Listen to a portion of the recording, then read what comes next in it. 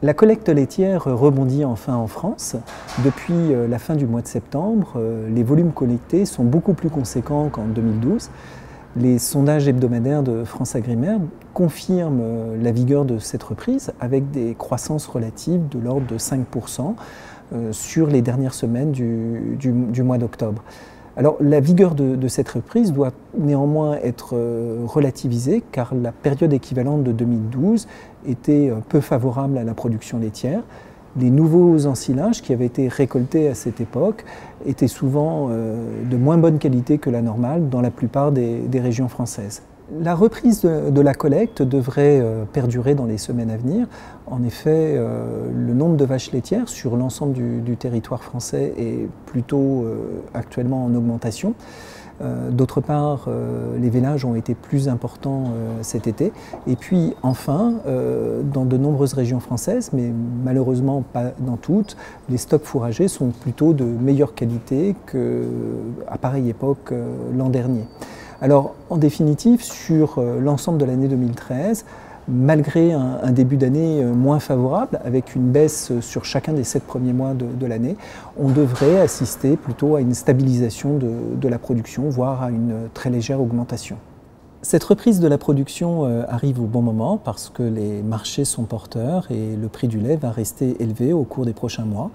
Selon FranceAgriMer, le prix du lait de vache standard était de 367 € des 1000 litres au cours du mois d'août 2013.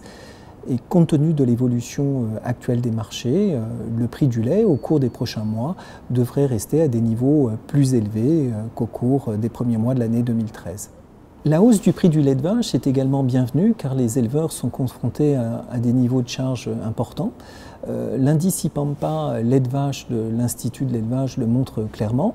Sur ce graphique, la courbe en bleu, qui correspond à l'indice général et qui regroupe la plupart des postes de dépenses, a baissé seulement de façon modérée au cours des derniers mois et se maintient à un niveau élevé.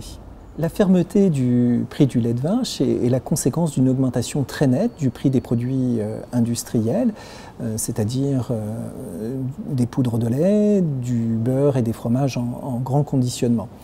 Alors sur ce graphique sont représentées les évolutions de prix du beurre et de la poudre de lait écrémé en France et on voit clairement une nette tendance haussière depuis le milieu de l'année 2012 et rien ne laisse présager de revirement de tendance brutale au cours des prochains mois.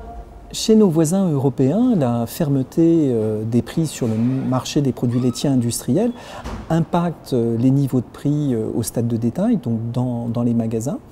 C'est le cas notamment en Allemagne où depuis la fin de l'année 2012, on a assisté à une croissance très importante des prix du lait de consommation, du beurre en plaquettes ou des produits ultra frais. Ainsi, en Allemagne, en l'espace d'un an, le prix du lait UHT a augmenté de 13 centimes, c'est-à-dire une croissance relative de 26%. Le prix du beurre en plaquettes de 250 grammes a augmenté de 38 centimes, c'est-à-dire une augmentation relative de 24%. Et le prix d'un pot de fromage blanc de 500 grammes a augmenté de l'ordre de 9 centimes, c'est-à-dire une croissance relative de 14%. Alors il y a déjà eu des augmentations très conséquentes depuis la fin de l'année 2012 et cette croissance de prix va se poursuivre dans les mois à venir. En effet, les négociations qui ont été récemment finalisées entre les opérateurs de la distribution allemande et les industriels laitiers allemands vont se traduire par de nouvelles augmentations à partir du mois d'octobre. La situation est totalement différente en France. Les opérateurs de la distribution se livrent en effet à une guerre de prix et s'ils ont consenti à augmenter légèrement leur prix d'achat auprès de leurs fournisseurs, il n'y a pas eu de répercussion sur les prix de vente en magasin. Selon l'INSEE, au cours des 12 derniers mois, les prix du lait, de la crème et des fromages sont restés stables. Tandis que les prix du beurre et des produits ultra frais ont plutôt baissé.